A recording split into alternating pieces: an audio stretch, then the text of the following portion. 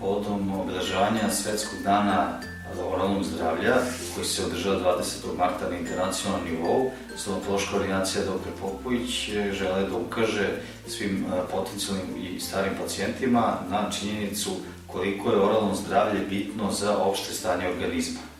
Tema ovogodišnjeg dana, internacionalnog dana oralnog zdravlja je zdrava usta, zdravo telo, i što označava da razna patološka stanja u organizmu mogu početi upravo iz ove regije.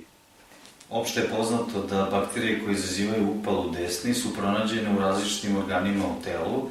Tako, na primer, bolesti srca su usko povezane sa bakterijama koje izazivaju upale desni, takođe upale zglobova, dijabetes udružen sa lošom oralnom higijenom može dovesti do nekih gangrenoznih stanja u ustima, i kao najgora opcija postoji povezanost između karcinoma pankreasa i bakterije koje su pronađene u ustima.